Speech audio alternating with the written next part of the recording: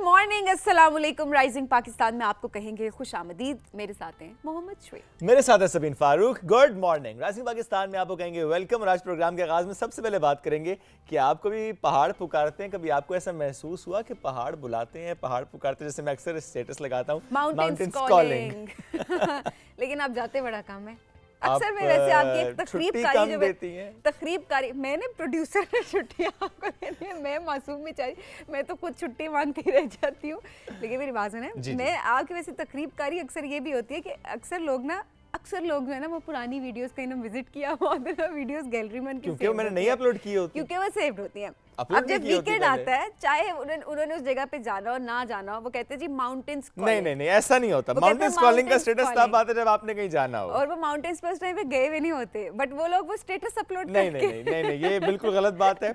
जब भी mountains calling लिखेंगे इसका मतलब है कि वाकई जा रहे हैं। आपको माफ करे वैसे। नहीं ये देखिए, ये माउंटेन्स कॉलिंग के स्टेटस में बड़ा टची हूं। नेक्स्ट टाइम मैंने ये करना है कि मैंने वो स्टेटस स्क्रीनशॉट लेना है, ठीक है, और मैंने आपकी करंट लोकेशन ट्रैक करवानी है, और मैंने सबसे तो बड़ी खतरनाक है, करंट लोकेशन ट्रैक करा लेती है, इससे बच के रहना पड़ेगा। नहीं इतना आप आगे ना जाए, मैं आपको वैसे ही बता दूंगा मैं कहाँ हूं। ट्रैक करा सकते, ऐसे मजाक है। डराने के लिए कुछ छोटी छोटी चीजें होती है ना, कि लोग कहते हैं ना अक्सर डरा रहे होते हैं चीजों के हवाले से, तो वो होता है। अच्छा, पहाड़ों से भी कई लोगों को डराया जा रहा होता है, पहाड़ पे ना चढ़ो गिर जाओगे, बचपन से हम सुनते आ रहे होते हैं।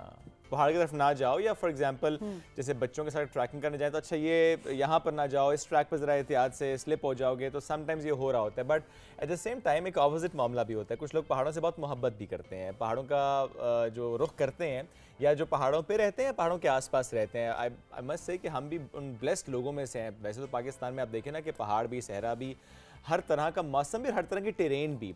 लेकिन जब हम पहाड़ की बात करते हैं तो यकीन जाने मुझे ऐसे लगता है कि पहाड़ आपको पुकारते हैं, और आप जब पहाड़ों की तरफ जाते हैं आप कनेक्ट होते हैं नेचर से एक दफ़ा फिर से। चूँकि जो एक बिजी रूटीन होती है, जो एक लाइफस्टाइल होता है हमारा, स्पेशली शहरी इलाकों का, सभी वहाँ पर हमें नज़र भी नहीं आते उस तरह से पहाड़। चले इस्लामाबाद में तो फिर भी हैं। एग्जैक्टली। सो आज के दिन की मुनासबत से अगर बात करें तो पहाड़ों का आलमी दिन वो मनाया जा रहा है, और उसी हवाले से देखा जाए तो पाकिस्तान, वो तो एवरीबडी नोज़ कि हम कितने एनरिच्ड हैं।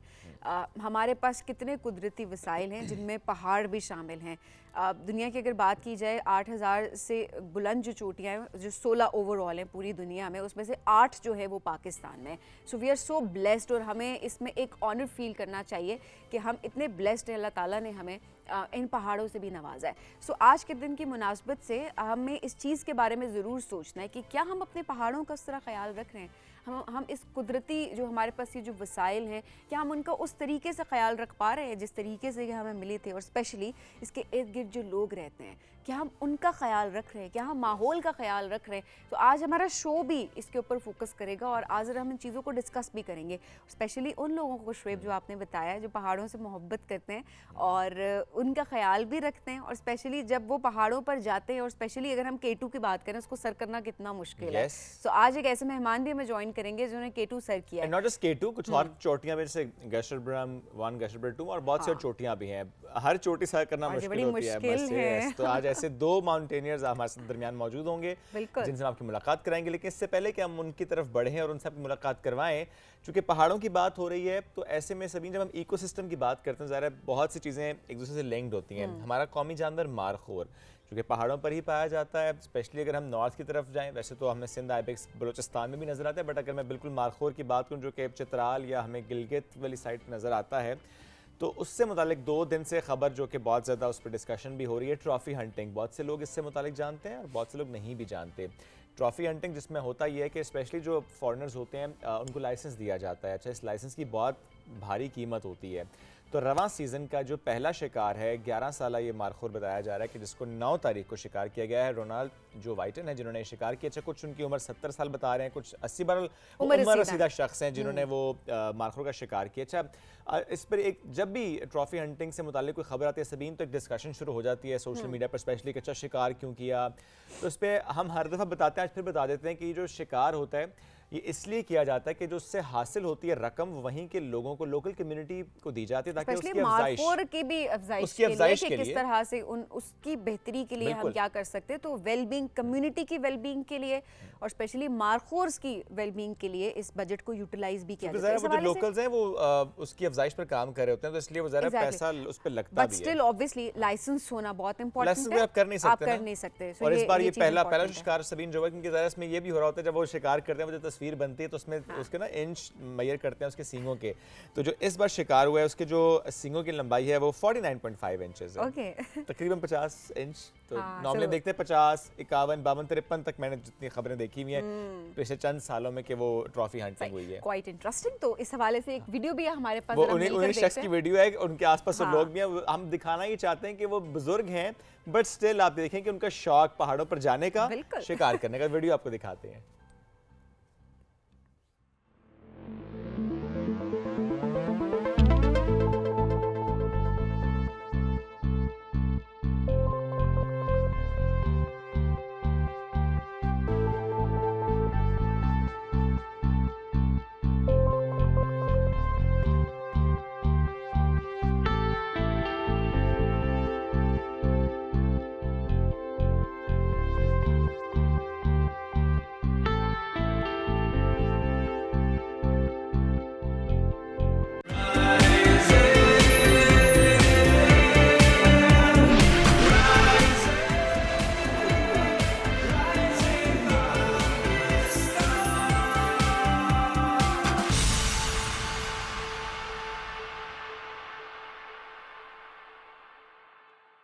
Welcome back. राइजिंग पाकिस्तान में फिर कहेंगे खुश आमदीद। और राइजिंग पाकिस्तान में जो हमने आगाज़ में जिक्र किया था कि पहाड़ों के आलमी दिन की मुनासबत से आज हमने इस शो को डिज़ाइन भी किया है। और जो पहाड़ पर जाते हैं, बल्कि पहाड़ सर करते हैं, ऊंचे ऊंचे पहाड़ सर करते हैं और पुरखतर रास्तों पर चलते हैं, यही उन्होंने ठान लिया है। मुझे डर नहीं लगता बिल्कुल भी, और ये अच्छी बात है। वो कहते हैं जी डर अपनी जगह पर, लेकिन उन्हें अपना पैशन जो है उसको कंटिन्यू करना। एब्सोल्युटली। तो आज जो दो मेहमान साथ मौजूद हैं, सबसे पहले मैं आपको तारुफ करवाऊंगा, जो कि डॉक्टर शाहिदा साहिबा ने हमें ज्वाइन किया है।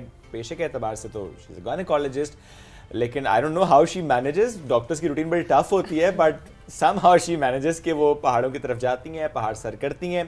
कई सालों से हम उनको देख रहे हैं, स्पेशली अगर इस साल की मैं बात करूँ, गशरब्रम 2 उन्होंने जो है वो सर की है। ये एजाज़ उन्होंने अपने नाम के 8000 मीटर बुलंद चोटियाँ सर करने का वैसे ख्वाब तो सबका ही होता है, लेकिन लेट्स सी कि उनका नेक्स्ट अब जो ख्वाब है वो किस चोटी को सर करने का है। और इसके साथ साथ एक और मेहमान ने भी हमें ज्वाइन किया है। बिल्कुल जी, और जाने माने को पहमान है पाकिस्तान के अशरफ सतपारा। और बहुत सारी चोटियाँ यूँ तो सर कर चुके हैं, लेकिन जाहिर सी बात है K2 सर करना ज़ाहिर बहुत मुश्किल होता है। तो K2 भी अशरफ ने जो है वो सर किया है, और विदाउट ऑक्सीजन भी सर किया है। तो इसमें मेरे कुछ सवालात भी हैं, वो मैं ज़रूर भी करूँगी। अच्छा, आई न्यू इट कि she is going to ask this कि क्यों without oxygen. No, I am just curious ना। नहीं, I am also very curious. हाँ, तो मैं सब पूछना चाहूंगी कि इसके पीछे क्या, बिकॉज ऑब्वियसली अपनी जान जोखिम में डालना ये बहुत बड़ी बात होती है। सो अशरफ से आज जरा हम इस बारे में बात करेंगे कि ये कैसा जुनून है, ये कैसा पैशन है।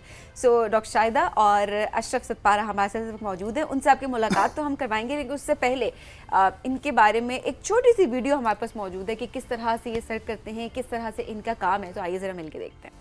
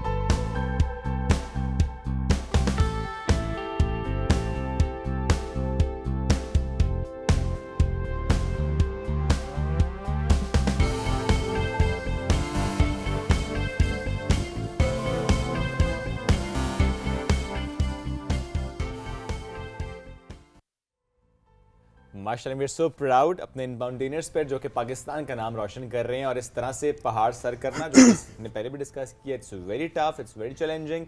लेकिन वो कहते हैं ना कि बस शौक है, जुनून है, कुछ करने की ठान ली है और वो करते चले जा रहे हैं। तो मेहमानों की तरफ हम करा चुके हैं। डॉक्टर शाहिदा और अशरफ ने हमें ज्वाइन किया है। डॉक्टर साहब अस्सलाम वालेकुम, कैसी हैं आप? अस्सलाम वालेकुम शुएब भाई, thank you very much for having me. So good to have you. Ashraf भाई अस्सलाम वालेकुम, आप कैसे हैं? ठीक ठाक? वालेकुम, बिल्कुल बहुत अच्छे। Great great great. डॉक्टर साहब, आप gynecologist and mountaineering, I mean it's very different. How are you managing this? देखें, अपने लिए टाइम निकालना पड़ता है। मेरी जॉब, सब डॉक्टर्स की ऑफ कोर्स, बट मेरी जॉब स्ट्रेसफुल है। So for me this was a way to connect with my friends, connect with my country, connect with nature and अपनी जॉब का स्ट्रेस कम करूं और साथ में फिट भी रहूं। सो मैं समझा कि पेशेंट्स से घबरा के, उनकी बातों से आप घबरा के भाग जाती हैं पहाड़ों की तरफ। गायनेकोलॉजिस्ट आप हैं तो obviously it's a very tough job और ऑब्वियसली उसमें स्ट्रेस भी अपनी जगह पे होता है। सो आपने जो अपना पैशन चुना वो भी आपने माउंटेनियरिंग चुना, तो वो अलग स्ट्रेस नहीं देता या सुकून मिलता है? बहुत बहुत स्ट्रेस रिलीव होता है। हाँ। आप जैसे ही नेचर में जाते हैं आपको लगता है कि मेरे छोटे छोटे से प्रॉब्लम्स हैं, अल्लाह मियां ने कितनी खूबसूरत दुनिया बनाई है, इट जस्ट सब कुछ खत्म हो जाता है। तो ये सब यहाँ पर है। Yes. ये आपने ना अपने दिमाग से इसको निकालना, इन चीज़ों को उस तरीके से सोचना बड़ा इंपॉर्टेंट है। अशरफ साहब, पहला सवाल मेरा आपसे ये, ऑक्सीजन के बगैर क्यों, क्या पड़ी होती है इतनी? वो असल 2022 में मैंने 8000 मीटर के बाद विद ऑक्सीजन किया था। फिर मैं एक मिशन पे हूँ अपने मरहूम वालिद साहब के, उसने 17 टाइम 8000 पाकिस्तान के अंदर सबमिट किया था, तो वो सारी विदाउट ऑक्सीजन थी। वालिद साहब से के 2 दफ़ा टाइम की थी, 8400 समथिंग से उसका वो हो गया। एक दफ़ा ओलांच गिरी इनकी टीम के ऊपर, दूसरी दफ़ा इनका फिर वहीं एक साथी जो है वो उसकी कैजुअलिटी, वो उसको रेस्क्यू करना पड़ा। तो 22 में भी वालिद साहब जा रहे थे, मेरा इरादा नहीं था। तो वालिद साहब अचानक वहाँ पे कोई प्रैक्टिस के दौरान हादसे से वो हो गया, तो वालिद साहब का जो ड्रीम था वो रह गया। विद ऑक्सीजन मैंने की थी, फिर रियलाइज़ हुआ कि मैं तो बाबा के जो ड्रीम्स है वो पूरे कर रहा हूँ, वो तो विदाउट ऑक्सीजन है। मुझे रियलाइज़ हुआ कि ये मेरा सही नहीं हुआ। फिर अगेन ट्राई किया 23 में, तो वो अल्हम्दुलिल्लाह वालिद साहब के नाम पे मैंने कामयाब हो गया। विदाउट ऑक्सीजन करने का ये रीज़न था। तो इसको K2 को विदाउट करने के लिए मुझे ब्रॉड पीक का सहारा लेना पड़ा। पहले मैं ब्रॉड पीक पे चला गया, उसको सबमिट किया विदाउट, वहाँ पे एक्लिमेटाइज किया, उसके बाद जाके K2 पे ट्राई किया और अल्हम्दुलिल्लाह सक्सेस मिली। माशाल्लाह। लेकिन स्टिल मैं कहूँगा कि इट्स चैलेंजिंग और ज़ाहिर उनकी प्रैक्टिस भी है। आई थिंक बचपन से वो यही कर रहे हैं, पहाड़ ही देखते हुए बड़े हुए हैं और पहाड़ सर करते चले जा रहे हैं। डॉक्टर साहब, आप गशरबम 2 आपने कर लिया, वो भी 8000 मीटर बुलंद चोटी है, तो K2 भी 8000 मीटर बुलंद, इतना कोई खास फर्क तो नहीं है? I mean why not K2? कितना फर्क है? 500-600 मीटर ही रह गए। 600 मीटर प्लस बहुत फ़र्क है। और G2 जो है वो 8035 है। Yes. और K2 माशाल्लाह अशरफ भाई ने जो की है और विदाउट ऑक्सीजन की है, वो विदाउट ऑक्सीजन बहुत बड़ा काम है। मैंने G2 ऑक्सीजन के साथ की। So, नहीं स्टिल इट्स टफ जी। विद ऑक्सीजन और विदाउट ऑक्सीजन दोनों ही टफ है। मैं ये नहीं कहता कोई टफ नहीं है। For me it's very tough and for so many of us it's very tough. Next plan है वैसे K2 का? कोई ख्वाब, कोई ख्याल, कोई सोच? ख्वाब तो बहुत बट इंशाल्लाह step wise, so slow and steady. जैसे अशरफ भाई ने कहा कि ब्रॉड पीक से एक्लिमेटाइज करें, कोशिश करेंगे इंशाल्लाह। ख्वाब बहुत सारे, ब्रॉड पीक ही है, ख्वाब है बहुत सारे। आप दुआ करेंगे तो इंशाल्लाह ख्वाब भी पूरे होंगे। गोल सेट करना होता है, आपने पहले भी सेट किया और आपने उसको अचीव किया और इंशाल्लाह आप दोबारा इसको ज़रूर करेंगे। अच्छा, आज क्योंकि पहाड़ों का आलमी दिन भी है, तो इसकी मुनासबत से भी, क्योंकि आप लोग पहाड़ों में रहते भी हैं, वहाँ हम तो यहाँ बैठ कर बात कर रहे होते हैं, सोच रहे होते हैं, टीवी पर देख रहे होते हैं, सोशल मीडिया पर देख रहे होते हैं, आप लोग खुद क्या एक्सपीरियंस करते हैं? डॉक्टर साहब, आपसे मैं पूछना चाहूँगी, क्या हम अपने पहाड़ों का ख्याल रख रहे हैं, उसके इर्द गिर्द के माहौल का ख्याल रख रहे हैं जिस तरह से हमें रखना चाहिए? देखें, जैसे हम पाकिस्तान में वी आर यंग नेशन है ना, सो हर चीज़ डेवलप हो रही है। मैं 2019 से मैंने ये करना स्टार्ट किया, तो I see there is progress slow progress but है, प्रोग्रेस है। जैसे दिस ईयर नायला कैनी ने बहुत ज़बरदस्त क्लीन अप मिशन किया था K2 पे, दैट वाज रियली इम्पोर्टेंट, बहुत ज़रूरी था। हमारे लॉज में थोड़ी सी ज़रूरत और है कि जैसे जो अभी स्टार्ट हो रहा है, बहुत सारी रियलाइजेशन हो रही है कि सब लोग अपना जो ट्रैश है वो वापस साथ लेके आएँ, और जैसे हमारे पोर्टर्स और उनकी सेफ्टी की, हमारे क्लाइंबर्स के लिए क्लाइंबिंग स्कूल्स बन रहे हैं। सो आहिस्ता आहिस्ता हम प्रोग्रेस कर रहे हैं, बेहतर हो रहे हैं, और हमें और भी of course encouraging to hear कि चीज़ें बेहतर हो रही हैं। बट नॉर्मली हम देखते हैं कि चीज़ें थोड़ी सी डिटोरिएट हो रही होती हैं, नेगेटिव साइड पे जा रही हैं, स्पेशली जब हम किसी टूरिस्ट स्पॉट की तरफ ही देख लें सभी, जहाँ पर भी लोग ज़्यादा जाते हैं वहाँ पर क्या होता है हम देखते हैं। बट ये बड़ी अच्छी बात है कि रिस्पॉन्सिबिलिटी के साथ हमारे क्लाइंबर्स जा रहे हैं और इवन टीम्स लेकर जा रहे हैं। देखिए हम वैसे बड़े खुश होते हैं, हम भी अक्सर अपने शो में जिक्र करते भी आए हैं, अभी भी हम इस चीज़ का जिक्र कर रहे होते हैं कि कोई अगर अनएक्सप्लोर्ड जगह होती है तो मतलब हमें बड़ी होती है कि अच्छा जी फर्स्ट टाइम ये एक्सप्लोर हो रही है और बड़ी प्यारी वो जगह लग रही है, और वाकई वो जगह बड़ी खूबसूरत होती है। कुछ माह के बाद आप सिर्फ, मैं लिटरली कह रही हूँ, with in months, not even years के हम कहेंगे सालों बाद हम देख रहे हैं, महीनों बाद उस जगह बिल्कुल बदल जाती है, वहाँ पर गंदगी हो जाती है। और स्पेशली ये जो इंफ्रास्ट्रक्चर की वजह से चीज़ें हो रही होती है ना, मुझे लगता है कि नेचर होती है उसमें, ठीक है आप फैसिलिटीज़ एक हद तक तो ज़रूर रखें, बट बहुत ज़्यादा आप जब वहाँ पे कंस्ट्रक्शन शुरू कर देते हैं, आप अपने बिजनेस मॉडल उसको बनाना शुरू कर देते हैं, तो वहाँ पर डिस्ट्रक्शन नेचर की स्टार्ट हो जाती है। इसमें भी सभी मैंने देखा है रिसेंटली, स्पेशली केपी की हम बात करें तो इको फ्रेंडली टूरिज्म पे जो जिस तरह से काम हुआ, इको फ्रेंडली पॉड्स वहाँ पर बने, तो ये बड़ा अच्छा, चूंकि आपने कहा ना कि कंस्ट्रक्शन ये वाकई बड़ा चैलेंज होता है, लेकिन अब तो there are means, there are ways कि आप उसे कंस्ट्रक्ट इस तरीके से कर सकते हैं। चलिए हमारा टॉपिक जरा चेंज हो रहा है, coming back to the mountaineering day. Ashraf भाई, बहुत महंगा भी तो शौक है ये, और इससे मुतालिक जब भी हम किसी क्लाइंबर से, माउंटेनियर से बात करते हैं, वो कहता है कि I need sponsor, I need funds, चूँकि ज़ाहिर है उसका इक्विपमेंट, उसकी ट्रेनिंग, वहाँ पर जाना एंड एवरीथिंग। सो ये बहुत बड़ा चैलेंज आपके लिए भी आई एम श्योर रहा होगा, कैसे इसको आपने ओवरकम किया? बिल्कुल, ये इसमें बहुत एक्सपेंसिव स्पोर्ट्स है। मैं खुद 3 साल से वेट कर रहा हूँ कि, क्योंकि मैंने अभी हाल आपको कहा था कि मैं वालिद साहब के ड्रीम पे हूँ। बिल्कुल, वालिद साहब एवरेस्ट और K2 दोनों कर रहे थे 2022 में, और वालिद साहब को जो स्पॉन्सर था वो पाक आर्मी की तरफ से था।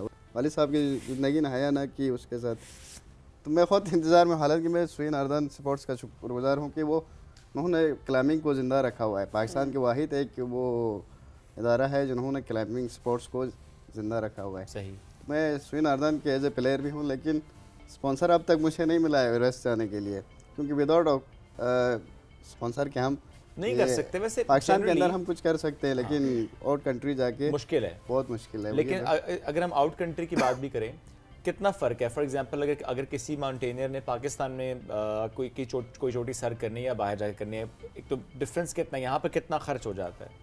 यहाँ पे भी ये डॉक्टर शिवा इस साल, अब सॉरी इस साल गई है, तो यहाँ 30-35 हज़ार डॉलर पे K2 आपकी हो जाती है। ओके।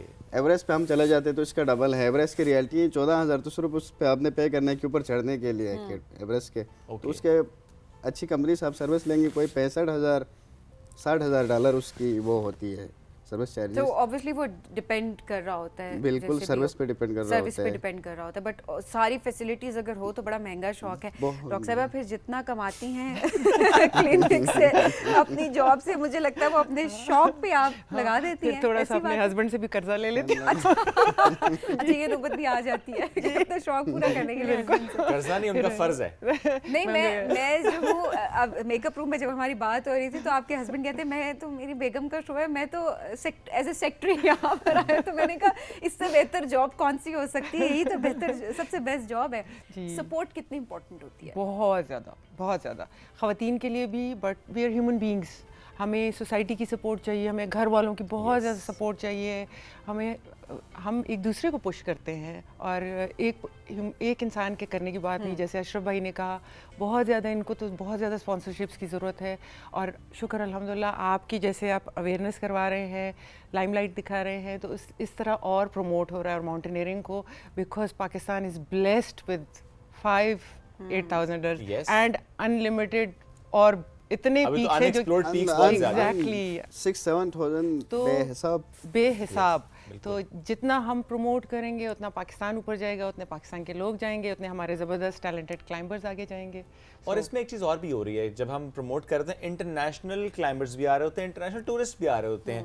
अशरफ भाई, आपने रिसेंट ईयर्स में कितना देखा है इसको प्रमोट होते हुए कि इंटरनेशनल क्लाइंबर्स का ज़्यादा से ज़्यादा पाकिस्तान का रुख करना? ठीक है, K2 से मुतालिक तो बहुत लोग जानते हैं, बट अदरवाइज भी और पीक्स भी तो हैं। और स्पेशली जब ट्रैक पे आप जा रहे होते हैं, वहाँ पर जो आपको फॉरेनर्स मिल रहे होते हैं, उनका क्या पाकिस्तान के बारे में परसेप्शन होती है? उनका यही है कि वो पाकिस्तान में नेपाल की निस्बत वो पाकिस्तान को ज़्यादा तरजीह देते हैं। पाकिस्तान की ट्रैक्स बहुत लंबे ट्रैक्स हैं, नेपाल की जो ट्रैक्स होती है वो बहुत शार्ट होती है। एवरेस्ट के आप सुबह निकलोगे तो जो तगड़े बंदे हैं वहाँ के लोकल जो है वो बेस कम चले जाते हैं एक दिन में। जी जी, यहाँ पे आपकी ट्रैक्स बहुत लॉन्ग ट्रैक्स हैं, बहुत अच्छे व्यूज़ आपको मिलते हैं, बहुत बड़े नज़ारे आपको यहाँ देखने तो और टफ हुआ ना, लेकिन जी बहुत बहुत people want challenge. Pakistan is very rugged, beautiful and we want challenges. बिल्कुल, यहाँ पे बहुत सिनेरियो आपको देखने को मिलती है जितना वो नेपाल में आपको नहीं मिलती है। तो वो उनके कहना है कि पाकिस्तान के अंदर बहुत खूबसूरती है और खुसूसन शुमाली इलाकाजात बहुत खूबसूरत है। तो उनकी वो यही कहना होता है। उनके लिए असल यहाँ पे हमारी वीज़ा इन चीज़ों पे बहुत हमने सख्ती की हुई है ना, तो आने में थोड़े मुश्किलात है। अब इनको भी हम इजी करें ना गवर्नमेंट की तरफ से, और इजी हो भी रहा है, which is बहुत ज़्यादा फ्लो बढ़ जाएगा यहाँ पे। ये अच्छी बात है, ज़्यादा फ्लो हो, ज़्यादा लोग हैं, लेकिन स्टिल अभी हम कुछ सालों से देख रहे हैं K2 की तरफ रुझान बहुत बढ़ भी गया। तो मैंने सुना है कि लाइन से जा रहे होते हैं सीजन में K2 सर करने। जी जी बिल्कुल ऐसा ही हुआ है। अभी K2 के ऊपर भी 100-150 के करीब लोग इसको सबमिट कर रहे हैं, क्योंकि इसकी एक दफ़ा आपकी लाइन वो बन जाती है ना, फिर आपको इतना मुश्किल नहीं होता है। आपका एक दफ़ा रूट सेलेक्ट होने के बाद फिर पीछे से कोई भी और फिर एक फ्लो जब नजर आ रहा है ना कि आगे भी कुछ लोग जा रहे हैं, पीछे से लोग, आई थिंक एक नेचुरल पुश मिलती है। अच्छा, बड़े इनकरेजिंग होती है ये चीज़, है ना, कि काफ़ी सारे लोग एक रौनक लेगी भी, आप तन्हा फील नहीं कर रहे होते वहाँ पे। आपको वैसे भी वो, लेकिन माउंटेन का एक वो मसला ही है ना, माउंटेन के ऊपर पता ही नहीं चलता कि हमारी सेहत कब किधर डाउन होती है, पता ही नहीं चलता। 2 मिनट के अंदर हम मतलब किस पोजीशन में थे और कहाँ आ जाते हैं। माउंटेन नेचर का यही, वहाँ उससे आपने फाइट करनी है ना, वहाँ का आपको आइडिया ही नहीं होता कि अभी आप फर्ज करें बिल्कुल परफेक्ट जा रहे हैं, अगले 5 मिनट में आपके साथ क्या हो रहा है, आपकी सेहत किस तरह खराब हो रही है। हम बहुत सी कहानियां भी सुनते हैं ना, कुछ पहाड़ों से मुताल्लिक, कुछ वादियों से मुताल्लिक, कुछ चोटियों से मुताल्लिक,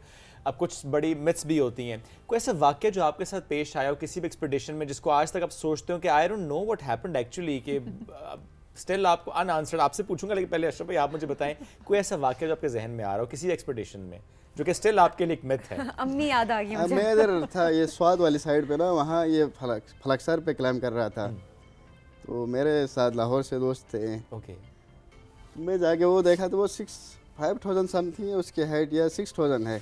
मैंने कहा ये तो मैं सुबह जाऊँगा, शाम को करके वापस आ जाऊँगा। फिर वो मेरी टीम जो स्लो थी यहाँ के पंजाब से मेरे दोस्त थे, हम जा रहे थे, ऊपर गए, सीमांत पहुँचे तो 3 दिन बर्फ़बारी हुई, तकरीबन 4 से 5, वहाँ पे बर्फ़बारी ज़्यादा होती है। फिर हम नीचे की तरफ आने लगे, वो सारी कैरवसें जो थी वो फील हो गई थी। अचानक में वो आ रहे थे तो अंदर चला गया, हालांकि मैं सेफ्टी में था। सामने मुझे फिक्स अपनी लाइन नज़र आई तो सेफ्टी खोली, लाइन की तरफ 2 कदम बढ़ा, मैं अंदर चला गया। तो ये होता रहता है माउंटेन में। तकरीबन कोई 60 मीटर में अंदर गया था। 60 मीटर? Ji ji.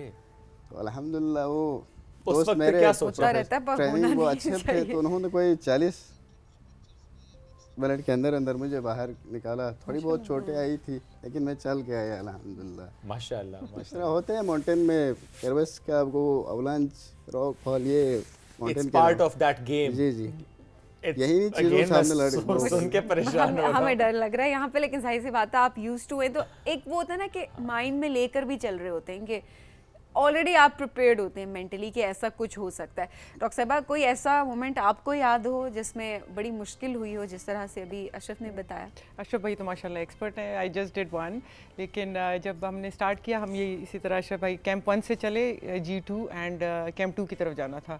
एंड उसकी गशरब्रम 2 की बहुत मशहूर बनाना रिज है, तो उसके बेस पे पहुंचा, मैंने ऊपर देखा, मैं कहा ओह माय गॉड, हमने ये करना है। मैं कहा नहीं ऊपर ना देखो, one step at a time 6 hours we were at the top। Okay, one step at a time हर चीज पे। ये अच्छी बात है, one step at a time। ये सीखने वाला एक बात है कि आपने परेशान नहीं होना, परेशान हो जाते हैं आप तो। अच्छा, नॉर्मली कहते हैं लुक, आप कहते हैं look down and do it. पहाड़ों पे चढ़ते हुए just look down, don't look up. ये स्ट्रेटजी आपने बता दी है। डॉक्टर साहब आप किसी वक्त ऐसा हुआ कि किसी भी एक्सपीडिशन पे या किसी भी ऐसे मौके पे जब आप किसी टूर पे गई हुई या किसी पहाड़ पर वैसे प्रैक्टिस भी कर रही हैं और पीछे से घर वालों ने या आपके हस्बैंड ने किसी ने कहा बस वापस आओ छोड़ो डिस्टर्ब हो रहा है सारा मामला? हाँ, नहीं, मैं इस दफ़ा जब हम गए थे मेरे हस्बैंड को पीछे बैक एक स्टार्ट हो गई थी और मैंने एक वापस आके मैंने थोड़ा सा I was a little down, like नहीं ये कर लिया, इससे आगे जाए, आप आगे और जाए, तो अल्हम्दुलिल्लाह इंकरेजमेंट उनको भी साथ लेके जाती हैं? बिल्कुल, बेस कैंप तक इरादा है उनका, कुछ खुसरगंज के बेस कैंप तक सारी फैमिली मेरे साथ गई थी। मेरी बेटी 18 ईयर ओल्ड, मेरे हस्बैंड, हमारे सारे फ्रेंड्स, हम सब बेस कैंप तक गए थे।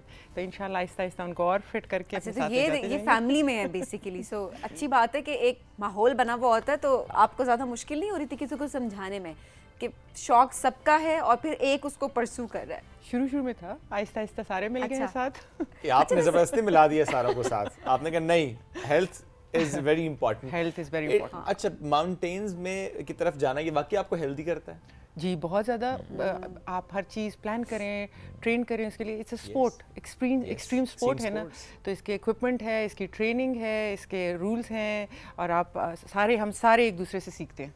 ऑल्सो जब आप एक साफ माहौल में जाते हैं ना, शहर से दूर, आप अपनी हेल्थ में इतना अच्छा एक वो फील कर रहे होते हैं ना कि आपको प्रॉपर आप इनहेल कर रहे हैं जब वो ऑक्सीजन, तो आपको पता लग रहा होता है कि आप एक क्लीन ऑक्सीजन जो है वो आप इनहेल कर रहे हैं। सो ये वाकई आप शहरों में हम जब रहते हैं, हमने जिस तरह से शहरों की हालत कर दिया, आई रियली विश कि हम अपने पहाड़ों की हालत ऐसी ना करें। वहाँ पर इर्द गिर्द जो लोग रहते हैं जो कि एक साफ़ हवा जो है वो इनहेल करें, हम उनकी वो भी हम टॉक्सिक ना कर दें किसी तरीके से, जो यहाँ पर हमने अपने शहरों के हालात कर दिए हैं अब। और ऐसे में अशरफ भाई, कोई जो मैसेज आप देना चाहते हो, कोई बात आप करना चाहते हो, क्योंकि आप इस वक्त रिप्रेजेंट कर रहे हैं पहाड़ों का, मस्ट से दैट कि स्पेशली जो प्लेन एरिया से आते हैं, जो फॉरेनर्स आते हैं, वहाँ पर जितना इन्फ्लक्स पहाड़ों की तरफ होता है, उसकी वजह से ज़ाहिर है वहाँ का एक जो पूरा माहौल है वो, मैं ये नहीं कहूँगा डिस्टर्ब, लेकिन हाँ वो ऑल्टर होता है, वो चेंज होता है और ज़ाहिर है आप लोग ज़्यादा मुतासर होते हैं जो पहाड़ों पर रहते हैं। एनीथिंग जो आप कहना चाहते हो? जो यहाँ से असल क्लाइंबिंग आजकल अभी क्लाइंबिंग का फ्लो यहाँ पे भी बढ़ गया है सर, तो यहाँ से जो जितने भी लोग आते हैं ना वो उनको प्रॉपर ट्रेनिंग करके आना चाहिए। आजकल लोगों का माइंड ये बना हुआ है कि हमने जाके K2 क्लाइंब करके आना है, ये पूरी टीम के लिए ख़तरनाक हो सकता है। यहाँ अभी अल्हम्दुलिल्लाह सिकरदू के अंदर बहुत सारे इंस्टीट्यूट बन गए हैं जहाँ से आपको प्रॉपर ट्रेन किया जाता है। वहाँ पे जाए, पहले क्लाइंबिंग को सीखे, पहले समझे, फिर सीखे, फिर क्लाइंब करेंगे तो आप जिनके साथ जाओगे उनके लिए भी मुश्किल नहीं पड़ेगी। और क्लाइंबिंग के ऊपर आप 7000 8000 के ऊपर जाने के बाद आप उस पोजीशन में नहीं रहते कि अगर किसी बंदे के साथ मसला आता है तो आप उसको रेस्क्यू करें, उसको केयर करें, क्योंकि वहाँ पे लोगों को अपनी अपनी पड़ी होती है, क्योंकि वहाँ आपको ऑक्सीजन नहीं मिल रहा होता है, बहुत सारे इश्यूज होते हैं। तो प्रॉपर सीख के चले जाएंगे तो ये बहुत अच्छा होगा। ये नहीं कि हमने K2 करना है और यहाँ से नहीं, अभी हो रहा है ये, ये नहीं होना चाहिए। प्रॉपर इसका वो जो भी प्रोसेस है वो करके चले। अच्छा, जो प्रोसेस फॉलो नहीं करते उनकी वजह से ज़्यादा मसले वहाँ पैदा हो जाते हैं और जो हम अक्सर हादसात की बात कर रहे होते हैं वो इसी वजह से रिपोर्ट होते हैं? बिल्कुल इसी तरह होता है।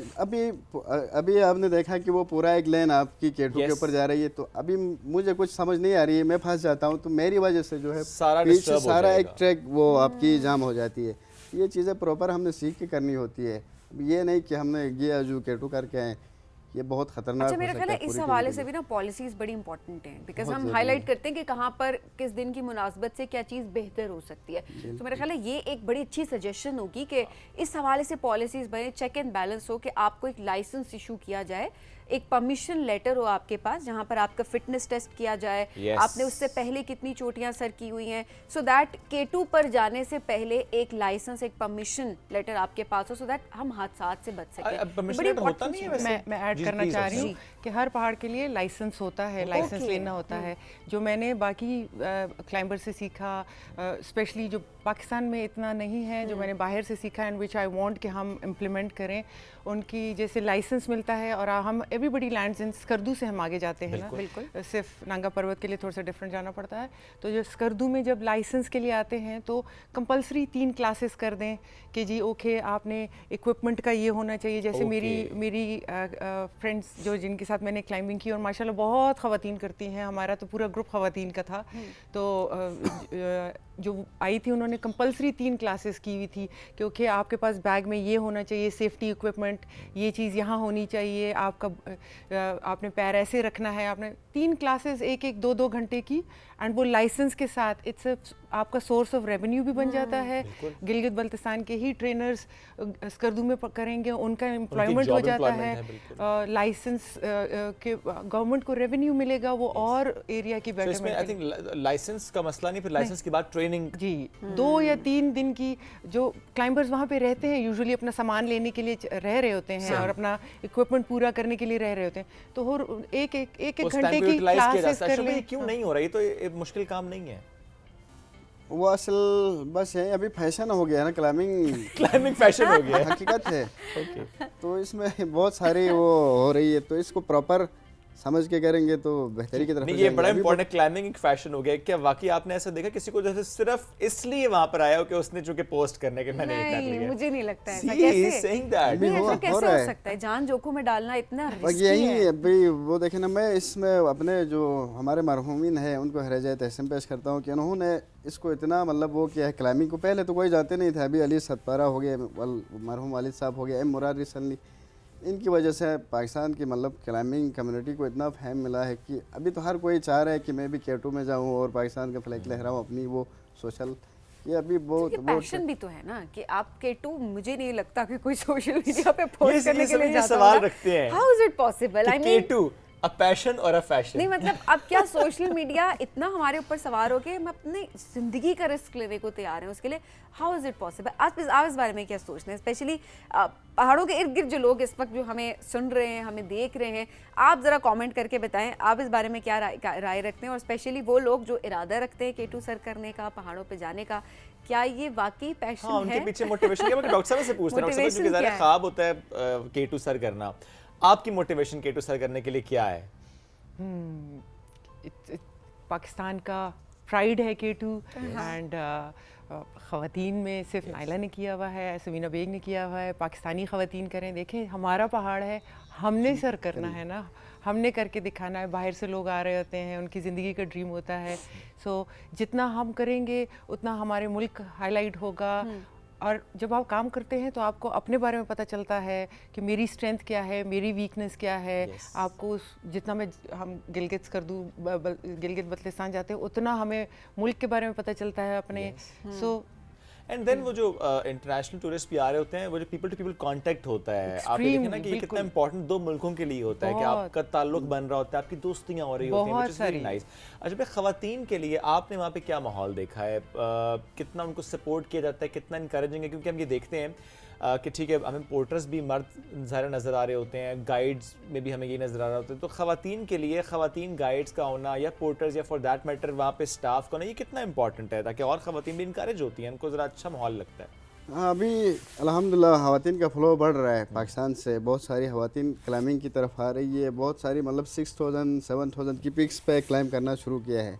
तो अभी अच्छा गाइड्स भी आने लगी, आ रही है ना? जी जी, अभी लोकल मतलब वहाँ के हंजा से लड़कियाँ गाइडिंग भी कर रही है, तो बहुत सारी चेंजिंग आई है अभी, तो ख़वातीन के लिए बहुत सारे वो जो है वो राह खुल गए हैं। और आई थिंक जब एक्सपीडिशन जा रहे ग्रुप है तो उसमें दोनों जेंडर्स का होना भी इम्पॉर्टेंट है, बिकॉज उधर आपको हर तरह की स्ट्रेंथ्स की ज़रूरत होती है, तो कुछ स्ट्रेंथ्स फीमेल्स की होती हैं, कुछ मेल्स की होती हैं, और वो स्ट्रेंथ्स को मिलके एक यूनिटी के साथ आपको ग्रुप में जाना होता है, तो ये बड़ी इंपॉर्टेंट चीज़ है। अच्छा अशरफ, अपने अंदर क्या चेंज आता है जब आप पहाड़ पर जाते हैं? कोई एक गोल सेट किया हुआ है, कोई आपने चोटी अगर सर करनी है, क्या डिसिप्लिन आता है? जिस तरह डॉक्टर साहिबा ने बताया कि अपनी स्ट्रेंथ और वीकनेसेस का पता चलता है, आपके अंदर कितना चेंज आया? बिल्कुल, वहाँ पे मतलब 100% जो है ना वो आपका दिमाग, सारा चीज़ें यहाँ से आपने करनी होती है। अगर ये आप ओपन रखते हैं ना तो आपकी हर चीज़ें जो है वो आपको आसानी हो जाती है। आप सोचेंगे कि यार ये इतना है मैं नहीं कर पाऊँगा, उसी टाइम आपकी एनर्जी 60 पे है ना, वो आप नीचे आ जाते हैं, सीधा 30 पे आ जाती है। तो अब नहीं, यहाँ दिमाग को बहुत खुला रखना है, वहाँ पे सारे फैसले जो है वो मतलब अच्छी उसमें करनी है कि भाई मैं क्यों नहीं कर सकता हूँ, ये सोच रखनी है। वहाँ पे आपकी एनर्जी, आप जा रहे हैं, डर लगती है ना आपको कहीं पे, यकीन करें आपकी 100 पे आप एनर्जी वो करके जा रहे हैं ना, जहाँ पे आप डरना शुरू हो जाते हैं वहीं पे आप एकदम 50 पे आ जाते हैं, तो आप इसी पे अंदाज़ा लगे, तो वहाँ पे आपको कूल होके काम करना पड़ता है। ओके, बिल्कुल। और अशरफ, अगर कोई हमें सुन रहा है और वो चाहता है कि वो K2 तो ज़रा बिल्कुल मैं कहूँगा कि बहुत आगे की गेम है, ज़रा step by step, maybe starting from Trail 5 of Islamabad, I must say that. Exactly, हमने इससे- train, why not? हाँ, बिल्कुल honestly, हमने ऐसे ही start किया। For so many of us, Trail 5 पूरा जाना वो भी sometimes it's मुश्किल है। tough. Steps क्या होने चाहिए, कितने साल का गोल सेट करना चाहिए और क्या steps हों कि अच्छा पहले ये फिर ये फिर ये पैसे जमा करने के साथ 6000 से शुरू करनी चाहिए। अगर आपका इरादा 8000 का करना है तो आप 6000 से शुरू करोगे तो आपकी स्टेमिना उस हिसाब से बनती जाएगी। ओके एकदम आप 8000 पे चले जाएंगे नहीं जा सकते। तो फिर बहुत आप समझो पूरी टीम के लिए मुश्किलात का वो कर। अब पहले 6 करे, 5 से शुरू करें, 5000 करे, फिर 6 करे, फिर 7 करे, 7 के बाद आप 8 की तरफ जाएंगे तो आपकी वो जो बॉडी है उस माहौल के साथ एडजस्ट हो रही होती है तो आपको इतनी मुश्किलात नहीं होती है। तो आपने नीचे से ही शुरू करना है, ये नहीं कि डायरेक्ट जाके मैं K2 पे करूँ तो फिर वो रियलिस्टिक गोल आपने सेट करना है, अदरवाइज आपकी जान को रिस्क भी हो सकता और है। साथ ही ट्रेनिंग करती जाने होता है। बिल्कुल जैसे मैंने स्टार्ट किया था 6000 से खुसरगंज जो था उसके लिए हमें 5 किलोमीटर रन के लिए अपने आप को बॉडी को प्रिपेयर करने के लिए था और 8000 के लिए हाफ मैराथन किया, 21 किलोमीटर रन करके तैयार किया था। और साथ में यही बिल्कुल ओवर 5 इयर्स स्लो करके। और जैसे मैंने कहा कि 8000 की मेरी अचीवमेंट ये है कि before I had a really bad right knee और मैंने अपनी ट्रेनिंग करके और अपना एक्सरसाइजेस करके और अपनी न्यूट्रिशन और हर चीज़ जो सीख के ये बिल्कुल अल्हम्दुलिल्लाह जो फिटनेस है इम्पॉर्टेंट है। फिटनेस के लिए आप जितनी एक्टिविटीज़ कर सकते हैं वो आप करनी चाहिए और प्रोफेशनल हेल्प लेनी भी इम्पॉर्टेंट है। बहुत डॉक्टर साहबा आखिर में ज़रूर बताएं, जो इस वक्त बच्चियां देख रही हैं, जो ख़वातीन देख रही हैं, जो इस पैशन को परसू करना चाहती हैं और अभी आप लोगों से इंस्पायर होकर इसको शुरू करना चाहती हैं, उनको आप क्या मैसेज देंगे? अभी भी जिस तरह हम देख रहे हैं समीना बेग हमारे पास हैं, नाइला कियानी है और भी कुछ नाम है, लेकिन स्टिल हमें मज़ीद ख़वातीन की ज़रूरत है जो कि इस फील्ड में आए, जो इस पैशन को परसू करें। क्या मैसेज देंगे? पाकिस्तान 50% ख़वातीन है, हमें ख़वातीन हर फील्ड में चाहिए माशाल्लाह। आप हैं जैसे देखें हर फील्ड में चाहिए हमें। सो आहिस्ता आहिस्ता ज़्यादा करें। पाकिस्तान में जैसे इस्लामाबाद में तो ट्रेल 3 से ही स्टार्ट करते हैं ट्रेल 3 और ट्रेल 5 से स्टार्ट करें। और हमने स्टार्ट किया पहले हाइकिंग ट्रेल से, जो जैसे K2 बेस कैंप तक, कॉन्कॉर्डिया तक। ये तो जब मैं दुबई में काम करती थी मेरे साथ ऑस्ट्रियन एंड जर्मन एंड दुनिया जहाँ के जर्मन वो होते थे, सर्जन्स होते थे और उनका होता था कि एंड उन्होंने सारी दुनिया देखी थी और उनका होता था कि हमारा ड्रीम है K2 बेस कैंप तक जाना। सो स्लोली स्टार्ट करें, ट्रैक से, ट्रेल से, हाइकिंग करें। छोटे छोटे बहुत ज़बरदस्त हाइकिंग ट्रेल्स हैं, बहुत अच्छी टूर कंपनीज़ हैं और आहिस्ता आहिस्ता ज़्यादा करते जाएं और उसके साथ साथ ट्रेनिंग करें। ट्रेनिंग बहुत इंपॉर्टेंट है अपने इस पैशन को अगर आपने परस्यू करना है तो। बाद में चाहे कोई कह दे फैशन, आप सोच लें आपने क्या करना है। मतलब हो सकता है किसी के लिए हो भी फैशन, जिस तरह आपने कहा, आई मीन कैसे कोई जान जोखिम में डालता है, बट हाँ एक ट्रेंड हम कह सकते हैं, सोशल मीडिया का नज़र भी आ सकता है। But still it's very tough, it's challenging. लेकिन जो कर रहे हैं उनको हम आज सपोर्ट भी करते हैं, इनकरेज भी करते हैं और उनकी वजह से हम देख रहे हैं कि हमारे पहाड़ों की तरफ लोगों का रुख भी हो रहा है, हमारे पहाड़ों की तरफ से हम देख रहे हैं, बल्कि माउंटेन डिप्लोमेसी मैं ऐसे कह देता हूँ। बिकॉज ज़ाहिर है जिस तरह हम देखते हैं इंटरनेशनल टूरिस्ट का आना, माउंटेनियर्स का या क्लाइंबर्स का आना, आपस में ताल्लुकात, तो ये मुल्कों को जोड़ता है, राब्तों को बढ़ाता है, ताल्लुकात को फ़रोग़ देता है। Thank you so much doctor साहिबा for joining us today on this day. Ashraf भाई बहुत शुक्रिया एंड ऑल द बेस्ट आप दोनों के लिए, जो भी नेक्स्ट आपका प्लान है, with oxygen, without oxygen, no matter what, whatever your plan is, all the best for that. नाज़रीन ब्रेक की तरफ बढ़ेंगे, ब्रेक से वापस आएंगे, रहिए हमारे साथ। This is rising Pakistan.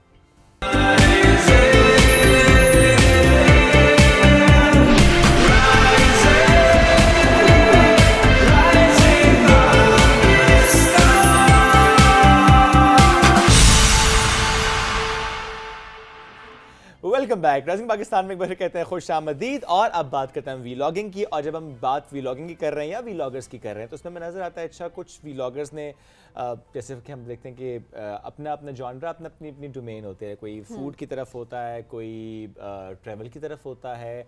ऐसे में कुछ लोग हैं जो कि तारीख़ी विरसे को भी कैप्चर कर रहे होते हैं, उसको डॉक्यूमेंट कर रहे होते हैं। For me it's very different, it's unique और ये एक खिदमत भी होती है कि आप अपने तारीख़ी विरसे को ना सिर्फ कैप्चर करके उसको लोगों तक पहुंचा रहे हैं, आप डॉक्यूमेंट कर रहे हैं, बल्कि आप उसको वाकई महफूज भी कर रहे हैं, जो कि बड़ा इंपॉर्टेंट है। At the same time Shoaib, जब हम कहते हैं ना कि हिस्टोरिकल प्लेसेस, हमारे जो यंगस्टर्स हैं उनको हिस्ट्री में इंटरेस्ट नहीं है, सो आपको नए मीडियम के थ्रू जो है उनको सिखाना बहुत इंपॉर्टेंट है। तो सोशल मीडिया से बेहतर कोई प्लेटफॉर्म नहीं है जहाँ पर हर वक्त हम स्क्रॉलिंग करते हैं, हम एक्टिव होते हैं। तो इट्स वेरी इंपॉर्टेंट कि वहाँ पर ऐसा इंफॉर्मेटिव और क्रिएटिव कंटेंट जो है क्रिएट किया जाए, सो दैट हमारे जो यंगस्टर्स हैं उसकी तरफ अट्रैक्ट हो सकें एंड देन वो अपनी जो तारीख़ी विरसा है हमारा उसके बारे में कुछ सीख सकें। एब्सोल्युटली। तो आज हम इसी मौजूद पर गुफ्तगू करेंगे और एक ज़बरदस्त व्लॉगर ने हमें ज्वाइन किया है, हम्बल अख्तर इनका नाम है, और कई अरसे से ये न सिर्फ ट्विन सिटीज़ बल्कि आसपास दीगर शहरों में जाके वहाँ पे जो सकाफती विरसा है वो आप तक पहुँचाते भी हैं। हम्बल साहब अस्सलाम वालेकुम, कैसे हैं? वालेकुम अस्सलाम जी, I am doing fine, thank you. Vlogging का शौक कैसे पैदा हुआ? बेसिकली मैं by profession creative art director हूँ। राइट। तो आर्ट से मेरा बहुत गहरा ताल्लुक़ है हमेशा से। व्लॉगिंग का तो शौक़ था मुझे, डॉक्यूमेंट्रीज में बनाया करता था। बेसिकली मैंने सबसे पहली जो मेरा इंट्रोडक्शन हुआ था हेरिटेज से, okay. That was in 1997। Okay. जहाँ मैं एक कंपनी में काम करता था, तो हमने यूनेस्को के लिए एक बहुत बड़ा प्रोजेक्ट किया था जिसमें हमने कल्चरल हेरिटेज ऑफ पाकिस्तान को कवर किया। राइट। जितनी भी यूनेस्को की हेरिटेज की साइट्स हैं उनको हमने दिखाया था, पाकिस्तान का कल्चर, पाकिस्तान में क्या ज़ुबानें बोली जाती हैं, क्या रिलीजन्स हैं, कौन सी हिस्टोरिकल प्लेसेस, सबको कवर किया। नाइस। तो it won second prize in KRL exhibition 2000, doctor Qadeer Khan से मुझे अवार्ड मिला था। माशाल्लाह। तो उसके बाद ये था कि फिर मैं अपने प्रोफेशन की तरफ चला गया। बीच में फिर ऑफिस के साथ साथ जब मैं, जो मेन चीज़ थी ना वो क्यूरियोसिटी थी, मैं हेरिटेज की तरफ क्यों आया था। अब जैसे बाबू मोहल्ला एक नाम है, तो why it is called Babu Mohalla, Massey gate, why it is called Massey gate, Simly dam, why is it called Simly dam. Pindi में या इस्लामाबाद में या पाकिस्तान में सिमली नाम तो कॉमन नहीं है। यस। ठीक है, कुरी रोड को कुरी रोड क्यों कहते हैं? तो ये सवाल मेरे जहन में थे, इस जगह का नाम ऐसे क्यों है। उसकी जब मैंने थोड़ी सी खोज लगाई, डिग किया, तो मुझे पता चलना शुरू हुई चीज़ें। तो मैंने कहा इसको डॉक्यूमेंट करना चाहिए। अब बाबू मोहल्ले को बाबू मोहल्ले क्यों कहते हैं? क्योंकि ये पाकिस्तान बनने से पहले यहाँ पर जितने भी बंगाली, इंडियन और मुस्लिम से हिंदू वगैरह होते थे, वो सेक्रेटेरिएट में जॉब करते थे, जिसको कलकत्ता ऑफिस कहते थे, जो इस टाइम पिंडी में मौजूद है। तो वहाँ पर जो लोग होते थे उनको बाबू कहा जाता था। तो उस मोहल्ले में वो लोग रहा करते थे, इसलिए इसको बाबू मोहल्ला नाम पड़ा। अब हाथी चौक की बड़ी अजीब हिस्ट्री थी। हाथी क्यों भाई, घोड़ा क्यों नहीं, गधा क्यों नहीं, फॉर एग्जाम्पल। अब वहाँ पर क्या था, वहाँ पर महाराजों के हाथी बंधा करते थे उस चौक पर। ओके। क्योंकि वो फिर सामान उठा के ले जाया करते थे कश्मीर की तरफ। ठीक है। तो उधर बड़े बड़े गैरेजेस थे जहाँ पर हाथी होते थे। और कुछ रवायात में ये भी है कि वहाँ पर जो हिंदुओं की देवता है गणेश, उनकी मूर्ति लगी हुई थी, बट इट्स वेरी वीक रवायत। ठीक है। तो इसलिए इन जगहों के नाम हैं। तो फिर मैंने इसको डॉक्यूमेंट किया। ये हिस्ट्री मुझे मेरे वालिद ने बताई थी सारी। तो आपने सबसे डॉक्यूमेंट करना शुरू कर दिया। मैंने मेरे इसको माइंड में ना document बहुत से नाम आना शुरू हो गए हैं रावलपिंडी को स्पेशली देखते हुए। तो मैं पूछता हूँ, राजा बाजार को राजा बाजार क्यों कहते हैं? वो राजा, ये जो राजा कश्मीर सिंह था ना, उसने यह बाजार आबाद किया था, तो राजा के नाम पे राजा बाजार था। इस तरह की चीज़ें। अब सिमली डैम की बड़ी अजीब हिस्ट्री है जी। सिमली एक प्रिंसेस का नाम था, वो हिंदू प्रिंसेस थी। Okay. And she committed suicide in that river, Simly river में उसने सुसाइड किया था। ओके। ठीक है। तो वो बेसिकली दुर्योधन जो था ना, महाभारत का कैरेक्टर, उसकी बेटी थी। कुछ लोग कहते हैं राजा सारगन की बेटी थी। उसकी वजह से उसका नाम सिमली डैम पड़ा था। जब वो मर गई थी ना, हमारे यहाँ होता है मरने के बाद आपको इज्जत मिलती है, तो मरने के बाद उसको देवी का रुतबा उन्होंने दे दिया, तो वो सिमली इसलिए नाम पड़ा था। अब ये हिस्ट्री बहुत कम लोगों को पता थी। तो जब मैंने उसको डॉक्यूमेंट किया तो फिर मैंने उसको AI को यूज़ करते हुए अपने फॉर्म में उसको दिखाया। अच्छा, टेक्नोलॉजी का इस्तेमाल और फिर टेक्नोलॉजी के थ्रू प्रमोट करना, ये कितनी ज़बरदस्ती बात है। वैसे मेरे माइंड में इतने सारे नाम आ रहे हैं। अच्छा देखिए, वैसे वाकई शुएब हमने कभी गौर नहीं किया कभी। बड़ी अजीब सी बात है कि हमने कभी, हम क्यूरियस ही नहीं होते। रावलपिंडी को रावलपिंडी क्यों कहते हैं? रावल भप्पा के नाम पे था। ओके। ठीक है। रावल और पिंडी जो है ना, ये पिंड लोग कहते हैं। जब मैं NCA गया ना, national college of art Lahore, तो वहाँ पर मैं 6 साल लाहौर रहा। आर्ट्स कॉलेज से भी ताल्लुक़ रहा मेरा। मेरी अपनी वाइफ हुनर कदा की पढ़ी हुई है। अच्छा, अब क्या हुआ कि लोग कहते थे तुम पिंड से आए हो, तो मुझे बड़ा बुरा लगता था। मैंने कहा यार ये कैसे हो सकता है। पिंडी जो है ना, ये कुर्बान गाह का नाम होता है। यहाँ पर देवी देवताओं के लिए कुर्बानियाँ होती थी। ओके। इसलिए इसको पिंडी कहते थे। तो रावल भप्पा ने इसको आबाद किया था, तो पिंडी तो रावल पिंडी बनता है। बाकी जो बातें हैं ना मशहूर, वो गलतुल आम है। Okay. Those are not correct. ठीक है ना। ये असल कहानी ये है इसकी जी। बट सर पिंड से भी आए तो कोई मसला नहीं है सर। नहीं, इट्स नॉट अ प्रॉब्लम। मैं ये नहीं कह रहा। वो एक होता है ना, लोग आपको जरा जान के वो करते हैं, बुली कर रहे होते हैं। अब रावलपिंडी जो है ना, मैं रावलपिंडी क्यों वीडियोस बनाता हूँ, रावलपिंडी ज़्यादा, इसकी हिस्ट्री बहुत ज़्यादा रिच है, बहुत ज़्यादा। मल्टीकल्चरल है, हिंदू, सिख, ईसाई, आपके जैन मज़हब के लोग यहाँ सब रह चुके हैं। और ये जो आपके पुराने इलाके हैं ना, ख़ासतौर पर भाभरा बाज़ार हो गया, आपका राजा बाज़ार हो गया, अगर आप गौल मंडी को देखें, आप बड़े बैकवर्ड इलाके कंसिडर होते हैं, ये पॉश सोसाइटीज़ में आते थे। आप समझ लें DHA बहरिया थे 100 साल पहले ही। ओके, ठीक है। अब हुआ क्या कि अब मेरे जहन में ये बात कैसे आई कि यार मैं जब देखा करता था ना जाके पुरानी बिल्डिंग्स, भाभड़ा बाज़ार गया, मैं गुजरता था कॉलेज, गॉर्डन कॉलेज का पढ़ा हुआ हूँ, सही, तो वहाँ साथ ही ये सारी जगह हम कभी जाते थे तो हम कहते थे यार ये इतनी खूबसूरत बिल्डिंग्स हैं 150 साल बाद भी, जब ये नहीं बनी होंगी तो अब ये कैसी हों। और वो ऐसी बिल्डिंग है कि पिंडी सिटी में, रावलपिंडी सिटी में, I am not talking about DHA बहरिया के हाउसेस की बात नहीं कर रहा, पुराने घर देखे ना 60-70s के, वो इतने खूबसूरत नहीं है जितने 150 साल पुराने घर हैं। अच्छा। तो अब ये सोचने की, जैसे आपने ये सेट बनाया ना, इट्स वेरी ब्यूटीफुल, ठीक है, आपने हर चीज़ बड़ी सोच के बनाई है, ये शैंडलियर यहाँ पर लगाना है, ये टेबल यहाँ प्लेस करनी, इसी तरह वो घर भी किसी ने बड़ी सोच समझ के बनाए थे। अब वो इतने खूबसूरत घर हैं, और जब आप उसको देखते ना आपको एक चीज़ की और रियलाइजेशन होती है, जब आप बड़ी मेहनत से एक चीज़ बनाते हैं ना, घर बड़ा एक ख्वाब होता है लोगों का, बिल्कुल, घर बनाना है, खूबसूरत घर बनाना है, उसमें ये लगाऊंगा, यूँ करूँगा, बिल्कुल ऐसे ही, फिर आपको एकदम छोड़ के जाना पड़े, तो वो बड़ी अजीब फीलिंग है। तो जब मैं उधर गया था, वहाँ पर जो लोग रहते थे, भाबड़े रहते थे, जो जैन बरादरी के थे, सराफ होते थे, गोल्ड का काम करते थे, अमीर लोग होते थे, सेठ लोग होते थे, सोजन सिंह, ठीक है ना, सोहन सिंह, ये बड़े अमीर लोग थे। आप समझ लें पिंडी को ऑन करते थे एक तरह से, ये सैगल फैमिली, ठीक है, दे वर रिच पीपल। उन्होंने पूरे पिंडी में जो बड़ी बड़ी बिल्डिंग इन्हीं की बनाई। ये फातिमा जिन्ना जो आपकी यूनिवर्सिटी है, ये सोजन सिंह की है, ठीक है ना, सोहन सिंह यहाँ रहता था।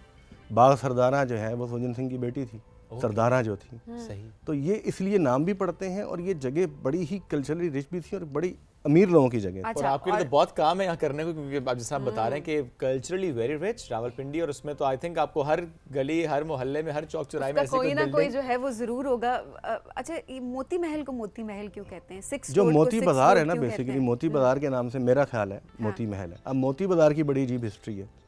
ही वॉज अ हीरो, ठीक है, मोती जो था ना, मोतीलाल आप कह लें उसे। ओके, होता क्या था, हिंदुओं में एक रस्म थी सती की, जिसमें बीवी को साथ ही शोहर जैसे ही बेचारा जाता है दुनिया से, उसको भी जलाते हैं कि भाई तेरा काम ख़त्म, ठीक है।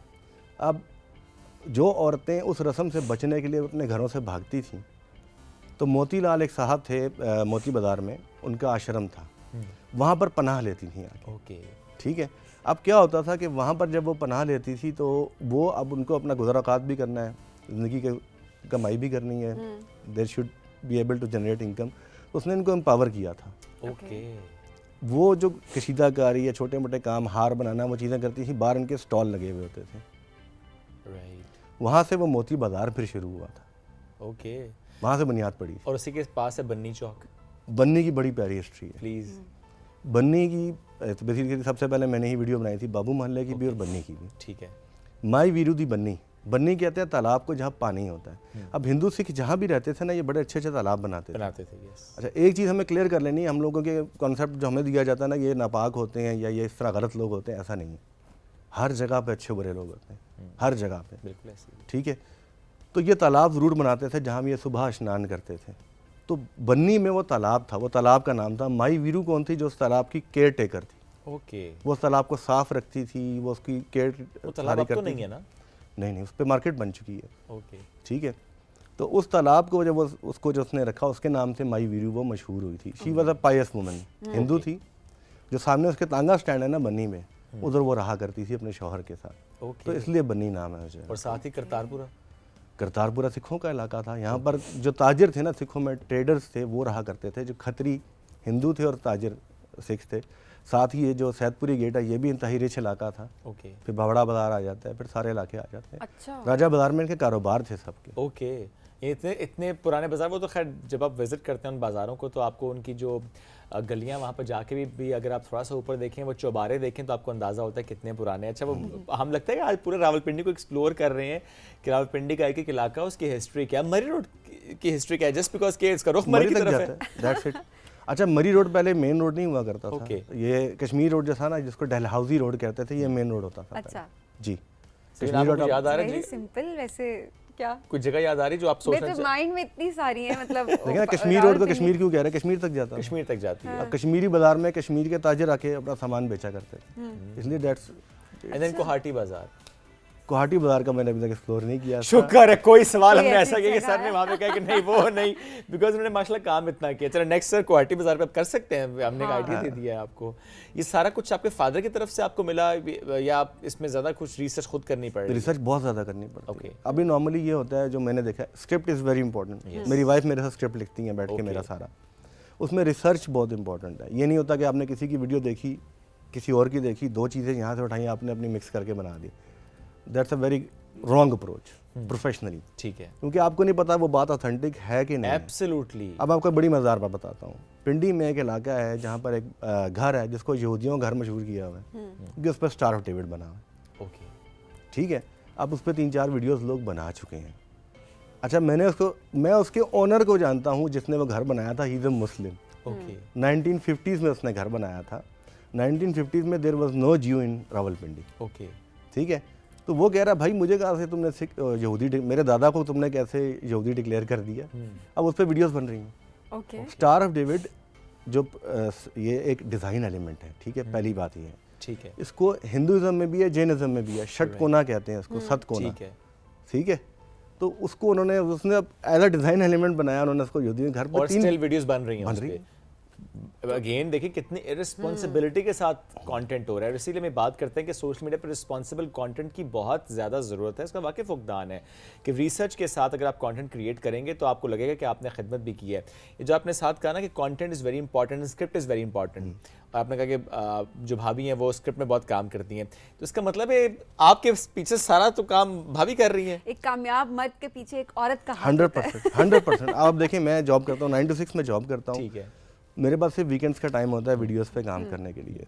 अब मेरे अपने जो दोनों बेटे हैं वो कैमरे के पीछे होते हैं। ओके, सिनेमाटोग्राफर है एक मेरे साथ डायरेक्शन में और है। आपने पूरी फैमिली को लगा दिया एक काम। मैं कहा गेम्स खेलने से बेहतर है ये कर लो। ये बहुत अच्छा है। ये तो वेरी नाइस। एक क्रिएटिव काम भी है, प्रोडक्टिव काम भी है, वो सीख भी रहे हैं, और जिस तरह आज के दौर में हम देखते हैं कि डिजिटल मीडियम्स में it's a source of income as well, और उसमें क्रिएटिविटी के साथ एंड रिस्पांसिबिलिटी के साथ एंड वो ये भी काम बहुत कर रहे हैं। चीज़ इंपॉर्टेंट है कि इंटरेस्ट भी हो लोगों का उस तरह से, वरना बच्चों को स्पेशली जो आप कह रहे हैं ना कि बहुत बेटों को मुश्किल आपने होता है, कितना कई मुश्किल दफ़ा होता है, घसीट के ले जाना पड़ता है। स्पेशली जब वीडियोस हिस्टोरिकल वीडियोस हो तो कैसे इंटरेस्ट डेवलप होता है। नहीं, उनका इंटरेस्ट डेवलप हो गया है, क्योंकि वो जब क्यूरियोसिटी, मैंने आपको बताया ना, मेरा एक जुमला था जो मैंने वीडियो में यूज़ किया था कि छुपी हुई दुनियाओं के दरवाजे खोलने के लिए तजस्सुस से बेहतर कोई चाबी नहीं। वाओ, छुपी हुई दुनियाओं के दरवाजे खोलने के लिए तजस्सुस से बेहतर कोई चाबी नहीं।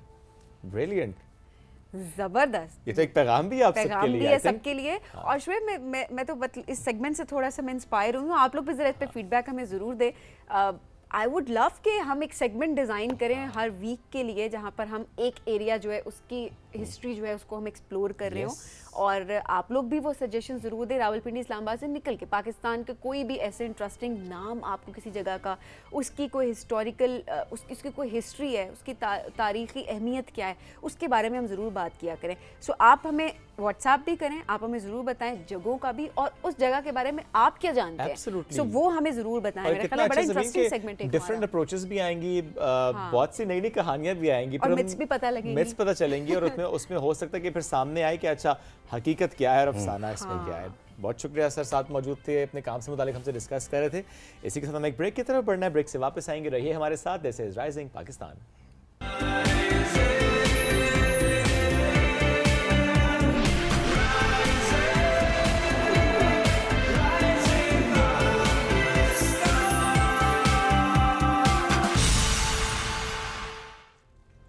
Welcome back to rising Pakistan में आपको कहेंगे खुश आमदीद। और अब रंग बिखेरने का वक्त हुआ जाता है, खूबसूरत रंग जिसे कहते हैं। अच्छा, अब रंग बिखेरने की जब हम बात कर रहे होते हैं ना, तो वो उसका भी एक सलीका होता है, और जिसको वो सलीका आता है उसको हम कहते हैं आर्टिस्ट। कि एक आर्ट है कि किस तरह से उस आर्टिस्ट ने रंगों को बिखेरा है, कि वो एक सीक्वेंस लग रहा है और वो कोई ना कोई चीज़ तख्लीक कर रहा है आर्टिस्ट।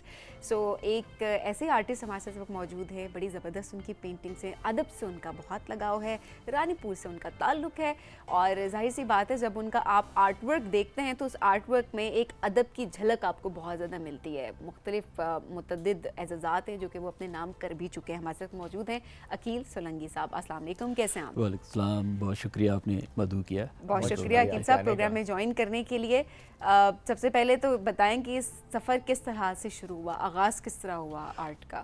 मेरी रंगों की दुनिया का सफ़र बचपन में ही मेरे घर से ही शुरू हुआ। मेरी जिस तरह सिंध में एक रवायत है रल्ली बनाने की और एम्ब्रॉयडरी वहाँ होती है जिसको बर्थ का काम कहते हैं, तो ये तकरीबन रूरल सिंध में तो हर घर में ही होता है, बिल्कुल कॉमन है। और रल्ली का आपको पता है कि पैटर्न होते हैं, कलरफुल से पैटर्न होते हैं, और एम्ब्रॉयडरी भी इसी तरह से है, बहुत कलरफुल होती है। तो मेरी वालिदा और मेरी बहनें घर में जो है वो रल्लियाँ बनाते थे और एम्ब्रॉयडरी करते थे।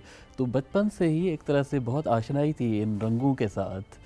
और उसके बाद मैंने सिनेमा बोर्ड पेंटिंग की। सिनेमा बोर्ड पेंटिंग जो है वो मैं समझता हूँ कि सिंध में एक एकेडमी की हैसियत रखती है जहाँ पे शॉप्स पे आप आर्ट सीखते हैं। तो मैंने 4 साल उस्ताद के अंडर रह के ये फ़न सीखा पहले, उसके बाद फिर उसमें जो फर्दर डिग्रीज़ वगैरह की। तो इसी तरह से मेरी इब्तदाई जो एक सफ़र है वो मेरे घर से ही शुरू हुआ। जी अच्छा, इसमें रानीपुर का आप जिक्र तो क्योंकि कर भी रहे हैं और अब रल्ली का भी आपने जिक्र किया, रंगों की बात की जी, लेकिन उसके अलावा एक गांव का माहौल, एक रूरल माहौल and rural Sindh, interior Sindh, उसकी और क्या झलक आपके काम में, या रानीपुर का क्या इम्पैक्ट आपके काम पर नज़र आता है? रानीपुर से थोड़ा सा आगे मेरा गांव है निहाल सोलंकी, वहाँ पे हमारी ज़मीनें हैं। और मेरे काम में इस वजह से आप नोट करेंगे नेचर का बहुत रोल है। बहुत सारे फ्लावर्स हैं और सीनरी है, और रात का मंजर भी बहुत ज़्यादा है आपकी पेंटिंग्स में। रात तो बहुत अहम है मेरे लिए। रात चूँकि मेरी इंस्पिरेशन बहुत सारे शायरों की शायरी से है, तो उनके यहाँ भी आपको रात का एक मिलेगा। मैं समझता हूँ कि दिन और रात के इस पस मंज़र में रात एक इल्हामी उसका एक रोल है। लोगों पे जो है वो एक ख़ास तरह की कैफियत तारी होती है रात में, शायरों पे तो ख़ास तौर पे। मैं कहना और सो ही जाते हैं, आमद आती है, बिल्कुल ऐसे ही है रात। आपको आमद आती है, हमें नींद आती है। अब देखिए जिस तरह सिंध के बहुत बड़े शायर हैं शाह अब्दुल लतीफ़ भिटाई, उनके यहाँ सुरमुमल रानू जो है उसमें रात तो बहुत अहम है। और फिर और बहुत बड़े शायर जो है शेख अयाज़, उनके यहाँ एक उनकी बड़ी फेमस एक लाइन है कि रात अजकाई अबद ताई हले, मतलब रात मुझे अबद तक लेकर जाए। फिर आप देखें फैज़ अहमद फैज़, उनके यहाँ है कि रात यूँ दिल में तेरी खोई हुई याद आई। तो रात बहुत अहम है। हाँ, जैसे मुझे ये भी लगता है शायरी से भी बड़ा लगाव आपको नज़र आता है जी। अच्छा, शायरी में आपकी जो आर्ट वर्क है उसमें बादल काफ़ी हैं, तो बादल अगेन बादल जो है फिर अदब से आ रहे हैं। हमारी जो साउथ एशियन लिटरेचर है उसमें अशोकन पीरियड में कवि कालिदास, उनकी एक फेमस कविता है मेघदूता। तो मेघ मतलब बादल और दूत मीन्स मैसेंजर, यानी जो बादल हैं वो बेसिकली मैसेंजर हैं, पैगाम लाते हैं और पैगाम ले जाते हैं। वैसे ही जो पंजाबी पोएटिस हैं अमृता प्रीतम, वो एक जगह लिखती हैं कि जिस तरह डाकिया पैगाम लाता है और ले जाता है, उससे पहले ये कहा जाता है कि कबूतर पैगाम लाते थे और ले जाते थे। वो ये कहती है कि उससे भी पहले चले जाएं तो कालिदास की तरह बादल जो है पैगाम लाते हैं और ले जाते हैं। तो मेरे काम में जो बादल हैं वो बेसिकली मैसेंजर हैं जो पैगाम लाते हैं और ले जाते हैं जी। अच्छा, कुछ तस्वीरें मैं आपकी दिखाएंगे स्क्रीन पर, और साथ मुझे ये भी बताएं कि माइंड में एक ख्याल आता है और आप पेंटिंग स्टार्ट करते हैं और उसी जो ख्याल है उसको आप डिपिक्ट कर देते हैं, या कि आप स्टार्ट करते हैं विद अ थॉट लेकिन आहिस्ता आहिस्ता बनाते बनाते वो ख्याल तब्दील होता है, फिर आप उसमें चीज़ें ऐड करते हैं और वो फिर कहते हैं ना आमद हो रही है और फिर काम हो रहा है, वो चक्कर होता है। बहुत सारे तरीके हैं आर्ट मेकिंग के, जिस तरह आपने फरमाया ऐसे भी होता है कि जब आप काम शुरू करते हैं फिर साथ साथ ख्याल जो है वो एक तरह से पकता है और अपनी एक शक्ल लेता है।